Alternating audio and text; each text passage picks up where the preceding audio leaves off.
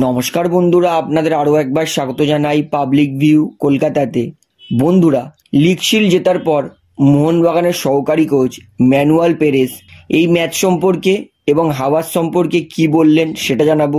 ম্যাচের পর Mumbai city FC head coach Peter Kratky তিনি মুম্বাইয়ের হারার কারণ নিয়ে কি বললেন এবং মোহনবাগানের ক্যাপ্টেন শুভাশিস বোস ম্যাচ জেতার পর কি বললেন আজকের এই ভিডিওতে সেটাই আপনাদেরকে জানাবো। তাই ভিডিওটি শুরু করার আগে একটা ছোট্ট অনুরোধ করে রাখবো, যেহেতু এইখানে আপনারা খেলার সমস্ত রকম আপডেটস পেয়ে যাবেন, তাই অবশ্যই চ্যানেলটিকে সাবস্ক্রাইব করে বেল আইকন প্রেস করে অল করে রাখবেন। তাহলে বন্ধুরা, সবার প্রথমে তো ক্ষমা চাইছি, কারণ আজকের সব ভিডিও দিতে একটু লেট হচ্ছে, তো ধৈর্য ধরবেন। আমি সব কটা ভিডিওই যত তাড়াতাড়ি পারি আপনাদেরকে দেওয়ার চেষ্টা করব এবং আমি কিন্তু কাজে লেগে পড়েছি পুরো একদম। তাহলে এবার ভিডিওতে আসি। সবার প্রথমে জানাই Mumbai city FC head coach Peter Kratky মোহনবাগানের বিরুদ্ধে লিগ শিল্ড হারার পর তিনি কি বললেন। পিটার ক্র্যাটকি তিনি সবার প্রথমত মোহনবাগানে যে এত সমর্থক এসেছে ৬২,০০০-এর কাছাকাছি, তাদের সকলকে ধন্যবাদ বললেন এবং তিনি বললেন এটা কোনোদিনই সহজ নয় ৬২,০০০ সমর্থকদের সামনে খেলা, তাও আবার আপনি অ্যাওয়ে দল, এটা সবসময় হাই প্রেশারের হয়, খেলোয়াড়দের আরও শক্ত মেন্টালিটি থাকা দরকার। তো তিনি কিন্তু বলছেন সমর্থকরা যে এত এসে সাপোর্ট করছিল মোহনবাগানকে, এটা কিন্তু যথেষ্ট প্রেশারের।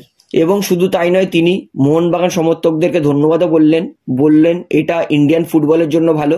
তবে এরকম সমর্থক প্রত্যেক ম্যাচে দেখতে চাই পিটার ক্র্যাটকি। তিনি মোহনবাগান সমর্থকদেরকে ধন্যবাদ তো অবশ্যই জানালেন।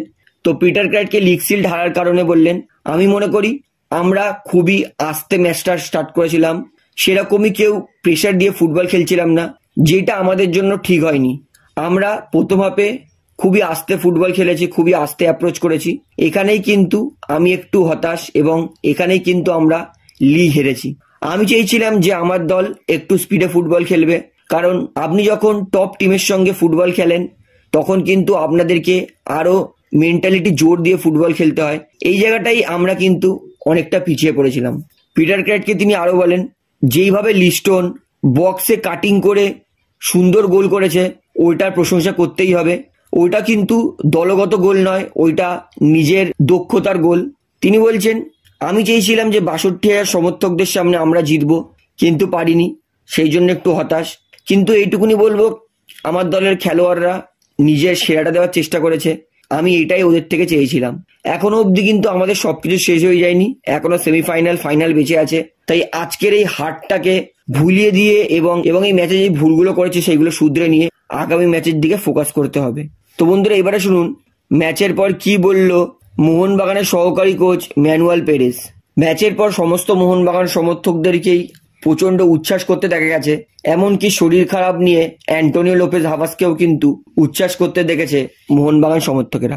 এই নিয়ে প্রেস কনফারেন্সে বলেন, আজকের ম্যাচটা অনেকটাই ডিফিকাল্ট ছিল, ব্যালেন্স ফুটবল খেলতে হতো। আমরা যখন শুরুতেই অ্যাটাক করি তখনই ওরা পিছোতে থাকে এবং এটারই সুযোগ নিয়েছিলাম আমরা। ওদের কাছে জিনিসটা সহজ ছিল, কারণ ওদের একটা ড্র করলেও হতো, কিন্তু আমাদের জিততে হতো।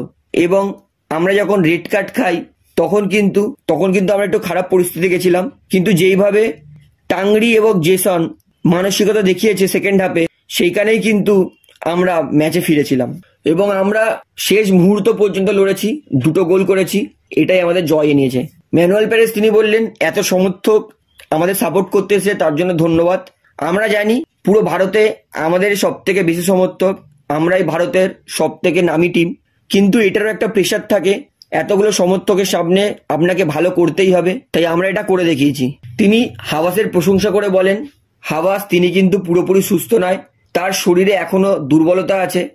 হাওয়াস মূলত এই দিনকারে পুরো কোচিং বসেই করেছেন।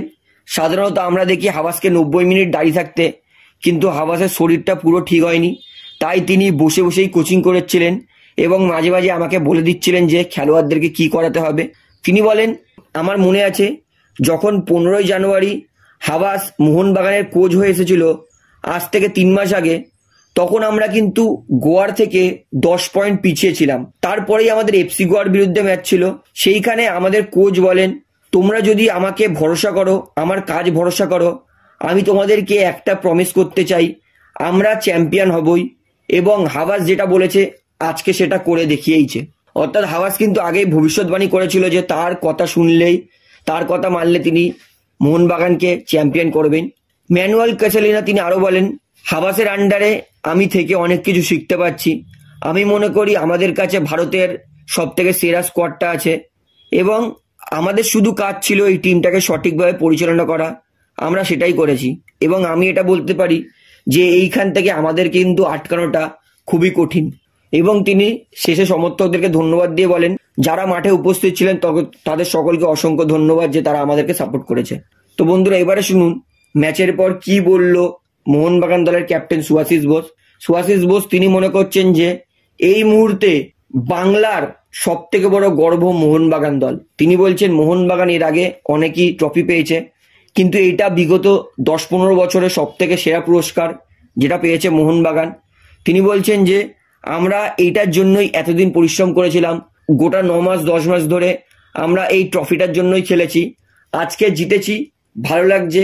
এবং সব থেকে বড় কথা, আমাদের কোচ এই জয়টা ডিজার্ভ করে, কারণ যেইভাবে আমাদের কোচ এসে আমাদের ওপর বিশ্বাস দিয়েছে, এটা কিন্তু অনেক বড় ব্যাপার। এর সঙ্গে সুভাশিস আরো যুক্ত করে বলেন, মুম্বাইয়ের বিরুদ্ধে জয় মোটেও সহজ ছিল না, ম্যাচটায় আমাদেরকে পুরো ফোকাস করতে হয়েছিল। আমার মাথায় একটা ছিল, আমার যাই ইনজুরি হয়ে যাক আজকে আমি নিজের সেরাটা দেব এবং আমি আমার খেলোয়াড়দেরকে বলেছিলাম যে আজকে যাই হয়ে যাক কেউ কিন্তু বল হারাবে না এবং নিজের শেষ এনার্জিটুকু দেবে। তো সেটাই দল করতে পেরেছে, সেই জন্য আমার ভালো লাগছে। তো বন্ধুরা, ম্যাচের পর দুই দলের কোচ ও সুভাশিস বোস কি বলে সেটা আমি আপনাদেরকে জানিয়ে দিলাম। তো আশা করি ভিডিওটি আপনার ভালো লাগলো। তো ভিডিওটি ভালো লাগলে অবশ্যই লাইক করুন, কমেন্ট করুন, শেয়ার করুন এবং বন্ধুরা চ্যানেলটি দান নতুন আছেন সবাইকে এক অনুরোধ করবো, তারা অবশ্যই পাবলিক ভিউ কলকাতা এই চ্যানেলটিকে সাবস্ক্রাইব করে বেল আইকন প্রেস করে অল করে রাখবেন। ধন্যবাদ।